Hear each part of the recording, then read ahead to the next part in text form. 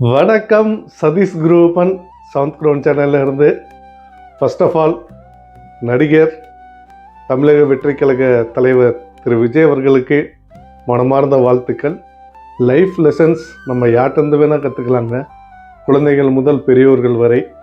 பொதுவாக என்னுடைய வாழ்க்கையில் தினசரி நான் சந்திக்கிற மனிதர்கள், இல்லை படிக்கிற ஆர்டிக்கல், நியூஸ் பேப்பர், ஏதாவது இன்ஸ்பைரிங்காக இருந்தால் அந்த பாயிண்ட் எடுத்துக்குவேன். நான் நல்ல விஷயங்கள் எல்லாம் எடுத்துக்குவேன். ஸோ இன்றைக்கி நம்ம பார்க்க போகிறது என்னென்னா, திரு விஜய் அவர்களிடமிருந்து நல்லதாக ஒரு 4 விஷயங்கள். அது என்னென்னு ஒன்று பார்ப்போம். சொல்கிறதுக்கு முன்னாடி நான் என்னுடைய க்ளோஸ் சர்க்கிள் எல்லாத்துக்கும் தெரியும், நான் எந்த கட்சியை சார்ந்தவனும் கிடையாது. நான் ஏற்கனவே சொன்ன மாதிரி தான், this is appreciation video. Want to appreciate Vijay at this moment. Well proceed now. Vijay கிட்டே இருந்து நான் ஒரு 4 நல்ல விஷயங்கள் லேர்ன் பண்ணியிருக்கேங்க. அது உங்கள்கிட்ட ஷேர் பண்ணணும்னு நினைக்கிறேன். ஃபர்ஸ்ட், எண்ணம் போல் வாழ்க்கை, aim high. Second, get comfort zone. Third, take risk. Fourth, handling pressurised situations. இந்த 4 தான் இப்போ நம்ம பார்க்க போகிறோம், ஒன் பை ஒன்னாக. எண்ணம் போல் வாழ்க்கை, பல சான்றோர்கள், பல பெரியவர்கள் நம்மளுக்கு சொல்லியிருக்காங்க. நம்ம என்ன நினைக்கிறோமோ அதுதான் நம்ம ஆவோம். அதுக்குரிய வேலையை நம்ம தொடர்ந்து செஞ்சோம்னா கண்டிப்பாக ஒரு நாள் அச்சீவ் பண்ணுவோம். அதுதான் எண்ணம் போல் வாழ்க்கை. விஜய் அவர்கள் சினிமா வாழ்க்கையில் உள்ளே நுழைஞ்சக்கப்புறம் அந்த ஃபஸ்ட்டு பொசிஷன் வரணும்னு நினச்சாரு. கடுமையாக உழைச்சாரு, நிறைய கிட்ஸு கொடுத்தாரு. டில் டேட் அவர் பாக்ஸ் ஆஃபீஸில் அவர் பண்ணாத ரெக்கார்ட் கிடையாது. சினிமாவில் அவ்வளோ சாதிச்சிட்டாரு. தேர்தலில் பார்த்திங்கன்னா, இங்கே எலெக்ஷனில் பார்த்திங்கன்னா, முதல் எலெக்ஷன்லேயே பார்த்திங்கன்னா சிஎம் கேண்டிடேட்டாக தான் எய்ம் பண்ணி உள்ளே வந்தார். இப்போ 108 தொகுதி வின் பண்ணி இப்போ கவர்மெண்ட் டிஸ்கஷன் நடந்திருக்கு. இன்னும் கொஞ்சம் might be tomorrow day after அவர் பதவி ஏற்பாருன்னு நம்ம நம்புவோம். 2வது நல்ல விஷயம் பார்த்திங்கன்னா, குவிட்டிங் கம்ஃபர்ட் ஜோன். நம்ம இதில் பெரும்பாலும் எல்லாருமே, ஏன் என்னுடைய முதல் ஷார்ட் ஃபிலிம் கான்செப்டே அதுதான், எப்போதும் எப்பொழுதும் கனவே. நான் என் ஆஃபீஸில் லஞ்ச் காலில் டிஸ்கஸ் பண்ணாத டாபிக் கிடையாது. நாங்கள்லாம் ஒவ்வொரு வெரைட்டி ஆஃப் பிஸ்னஸை டிஸ்கஸ் பண்ணுவோம் டெய்லி. கடைசி வரைக்கும் இம்ப்ளிமெண்ட் பண்ணது இல்லை. நான் இப்போ ஓகே, பேஷனை நோக்கி போயிட்டு இருக்கேன். எப்போவுமே சொல்கிறது ஈஸி, செய்கிறது கஷ்டம். நம்ம தினசரி வாழ்க்கையில் நம்ம எல்லாருமே நம்ம இதை பண்ணணும், அதை பண்ணணும், இப்படி செய்யணும், அப்படி செய்யணும், இப்படி முன்னேறணும், என்னென்னமோ யோசிப்போம். ஆனால் நம்ம கம்ஃபர்ட் ஜோனை விட்டு நம்ம வெளியிலே வரமாட்டோம். 95% பீப்புள் ஃபெயில் ஆகிறது அந்த இடத்துல தான். அந்த கம்ஃபர்ட் ஜோன்லேருந்து யாருமே நம்ம வெளியில் வரமாட்டோம், என்னையும் சேர்த்து தான். முடிஞ்ச வரைக்கும் ட்ரை பண்ணிட்டுருக்கேன் கம்ஃபர்ட் ஜோன்லேருந்து வெளியில் வரதுக்கு. உதாரணத்துக்கு, காலையில் சீக்கிரம் எந்திரிக்கணும், வாக் போகணும், ஹெல்த்தை பார்த்துக்கணும், நிறையா விஷயங்கள் இருக்குது. சோறு இருந்தாலும் தான் சித்திரம் வரைய முடியும்.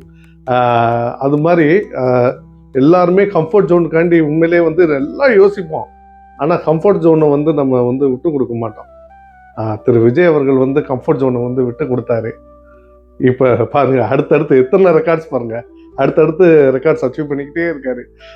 சினிமா தவிர்த்து இப்போ எலெக்ஷனில் பார்த்தீங்கன்னா பல ரெக்கார்ட்ஸ் இது பண்ணிட்டாரு. 3வது நல்ல விஷயம் பார்த்தீங்கன்னா, டேக் ரிஸ்க். ஆமாங்க, ரிஸ்க் எடுக்கணும்லங்க, சாதாரண விஷயமாங்க. இப்போ நம்ம ஒரு பிஸ்னஸ் பண்ணணும்னு யோசிக்கிறோம். அது நம்ம ஃபஸ்ட்டு என்ன யோசிப்போம், இன்வெஸ்ட்மெண்ட் அமௌண்ட் இருக்கா, அது இன்வெஸ்ட் பண்ண அமௌண்ட் ரிட்டர்ன் வருமா வராதா, நம்ம எம்ப்ளாயீஸ்க்கெல்லாம் எப்படி கொடுப்போம், ப்ராஃபிட் வருமா லாஸ் வருமா, இது கைண்ட் ஆஃப் பிஸ்னஸ் இது சொல்கிறேன். இது மாதிரி எவ்வளோ படிப்புலேருந்து எவ்வளோ ரிஸ்க் இருக்குது. ஸோ அவர் யோசித்துப்பார்ல, இப்போ சினிமா விட்டு அவர் அரசியல் வராருன்னா இதில் எவ்வளோ ரிஸ்க் இருக்குது. ரெக்கார்டு ஸ்டாட்டிஸ்டிக்ஸ் பார்த்தீங்கன்னா, எந்த அளவுக்கு பாசிட்டிவ் இருக்கோ அந்தளவுக்கு நெகட்டிவ் இருக்குல்ல ரியல் டைமில். அதெல்லாம் திங்க் பண்ண வைக்கும், செட்பேக் பண்ண வைக்கும். அதெல்லாம் அவர் யோசித்து, ஏன்னா இது மூலமாக மணி லாஸ் ஆகலாம், பீப்புள் லாஸ் ஆகலாம், ஃபேன்ஸ் லாஸ் ஆகலாம், எவ்வளோ விஷயங்கள் இருக்குது, சாதாரணது இல்லைல்ல. நீங்கள் எல்லாம் அவருடைய think if you are Vijay, அப்படி நீங்கள் திங்க் பண்ணால் தான் உங்களால் அதை புரிஞ்சுக்க முடியும், அது எந்த அளவுக்கு ரிஸ்க்கு அவர் எடுத்தாருன்னு. ஸோ நம்ம லைஃப்பில் இப்போ நம்ம அச்சீவ் பண்ணணும்னு நினைக்கிறோம்னா கண்டிப்பாக ரிஸ்க் இல்லாமல் எப்படி அந்த மாற்றம் வரும்? நமக்குள்ளே நம்ம பேசிகிட்டே இருக்க வேண்டியதுதான், யோசிச்சுட்டே இருக்க வேண்டியதுதான். நம்ம ரிஸ்க் எடுத்தால் தானே நம்ம அடுத்த கட்டம் நம்ம மூவ் பண்ண முடியும். ஸோ அவர் ரிஸ்க் எடுத்தது உண்மையிலே ஒரு இன்ஸ்பைரிங்க. 4வது, ஹேண்ட்லிங் ப்ரெஷரைஸ்டு சிச்சுவேஷனுங்க. ஒரு கஷ்டமான சூழ்நிலை எப்படி ஹேண்டில் பண்ணுறாங்க. உதாரணத்துக்கு நம்ம MS தோனி, அவர் அதை வேர்ல்டு பெஸ்ட்டு ஃபினிஷர்னு சொல்கிறோம். ஒரு கிரிட்டிக்கலான டைமில் வந்து அந்த டிசிஷன் மேக்கிங்காக இருக்கட்டும், அந்த பேஷன்ஸாக இருக்கட்டும், அந்த கேமை வின் பண்ணி கொடுக்குறதா இருக்கட்டும், அது அந்த ஒரு ப்ரெஷரைஸ் சிச்சுவேஷன் வந்து இது பண்ணுறோம் பார்த்தீங்களா ஸ்போர்ட்ஸில். இப்போ அவர் எலெக்ஷனில் அவர் கட்சியை ஆரம்பித்ததுலேருந்து இப்போ டில் டேட் வந்து என்னென்ன ப்ராப்ளம் வந்து அவர் என்கவுண்டர் பண்ணியிருப்பாரு, அதெல்லாம் அவர் எப்படி ஹேண்டில் பண்ணியிருப்பாரு. சோசியல் மீடியா ஃபுல்லாக சுற்றி வன்மங்கள், அவ்வளோ வன்மங்கள். Not only for actor Vijay, for everyone. ஏன் நம்ம உள்ளுக்குள்ளேயே பாருங்களேன், நம்ம எல்லாத்துலேயுமே ஒரு குரூப்பிசம் இருக்கும். இந்த நண்டு கதை தான். ஒரு நண்டு மேலே இருந்துச்சுன்னா இன்னொன்று நண்டு காலை வாரி விடும், இன்னொன்று நண்டு மேலே இருந்துச்சுன்னா இன்னொரு ரெண்டு காலை வாரி விடும். நான் ஏற்கனவே இதுக்கு முன்னாடி ப்ரீவியஸ் போஸ்ட்டில் சொன்ன மாதிரி தான், நம்ம நண்பர்களே வந்து பார்த்தீங்கன்னா நம்ம சப்போர்ட் பண்ண மாட்டோம். இறந்ததுக்கப்புறம் பார்த்தீங்கன்னா ரெஸ்டின் போஸ்ட்டில் போட்டு ரைட்டப் எழுதி தள்ளிடுவோம் நம்ம.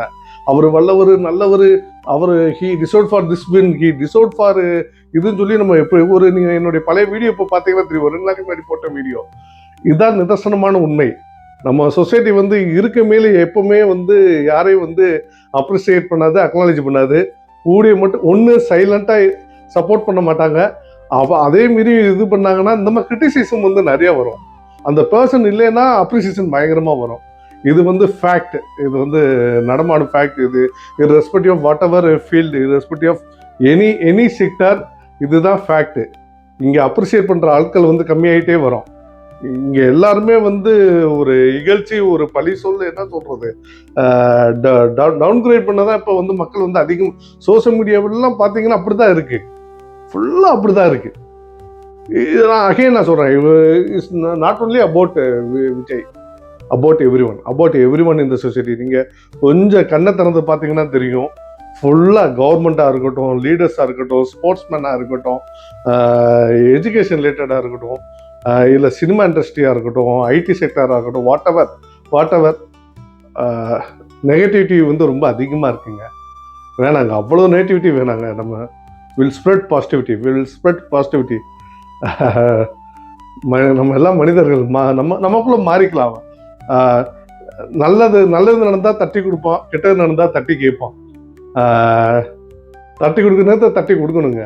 விஜய் அவர்களுக்கு குழந்தை முதல் பெரியோர்கள் வரை பெரிய ஃபேன் ஃபாலோவிங் பேஸ் இருக்கு. இந்த காணொலி வந்து விஜய் ஃபேன்ஸ் எல்லாம் பார்த்துருப்பீங்க, நான் விஜய் ஃபேன்ஸும் பார்த்துருப்பீங்க. நான் சினிமா ஃபேன், குறும்பட இயக்குனர், இண்டிபெண்டன்ட் ஃபிலிம் மேக்கர், சினிமாவோட காதலன். எனக்கு விஜயை பிடிக்கும். ஸோ இந்த 4 விஷயங்கள் வந்து நான் திரும்ப ரீட்ரேட் பண்ணுறேன். நம்ம லைஃபுக்கு வந்து அது உண்மையிலே உதவியாக இருக்கும். எண்ணம் போல் வாழ்க்கை, first point. Aim always high. எண்ணம் வந்து நம்ம எண்ணம் வந்து உயர்வாக இருக்கணும். அப்படின்னா தான் நம்ம அதோட கோல்ஸை அலைன் பண்ணி நம்ம ஒர்க்கை வந்து செயல்படுத்த முடியும். Second, quitting comfort zone. நம்ம கம்ஃபர்ட் ஜோன்லேருந்து வெளியில் வரணும். 3, டேக் ரிஸ்க். ஏன்னா ரிஸ்க் இல்லாமல் நம்ம ஒன்றுமே பண்ண முடியாது. நம்ம இதுக்கு பயந்து நம்ம இப்படி ஆயிருமோ அப்படி ஆயிருமோ நம்ம யோசிச்சுட்டே இருந்தோம்னா நம்ம அதே இடத்துல தான் நிற்போம். எப்போவுமே லைஃப்பில் வந்து ரிஸ்க் எடுத்தால் தான் வந்து நம்ம அடுத்த கட்டம் வந்து முன்னேற முடியும். 4வது, ஹேண்ட்லிங் ப்ரெஷரைஸ்டு சுச்சுவேஷன். குறிப்பாக அதாவது எல்லா சுச்சுவேஷனும் ஹேண்டில் பண்ணலாம். அது சந்தோஷமாக இருக்க மேலே ஹேண்டில் பண்ணுறது தான் பெரிய விஷயம் இல்லை, டஃப் சுச்சுவேஷனில் ஹேண்டில் பண்ணுறது தான் பெரிய விஷயம். அதான் நான் ஏற்கனவே இந்த கிரிக்கெட் ஒரு எக்ஸாம்பிள் சொல்லும் மாதிரி, 50 பாலுக்கு 20 ரன் அடிக்கிற பிரச்சனை இல்லை, 20 பாலுக்கு 50 ரன் அடிக்கணும், அதுதான் பிரச்சனை. ஸோ எப்பாற்பட்ட ப்ரெஷரைஸ் சுச்சுவேஷனாலும் நம்ம வந்து ஹேண்டில் பண்ணணும். ஸோ இந்த 4 விஷயங்கள் வந்து மைண்டில் வச்சுக்கோங்க. இந்த காணொலி உங்களுக்கு பிடிச்சிருக்குன்னு நம்புகிறேன். பிடிச்சிருந்தா லைக் பண்ணுங்கள், ஷேர் பண்ணுங்கள், சப்ஸ்கிரைப் பண்ணுங்கள், உங்கள் நெட்வொர்க்கு ஷேர் பண்ணுங்கள். இதில் எதுவும் நிறைகுறைகள் இருந்தால் சொல்லுங்கள். நான் ஏற்கனவே சொன்ன மாதிரி தான், we have to spread positivity across for all the people. இவ்வளோ நேரம் பொறுமையாக பார்த்ததுக்கு மிக்க நன்றி.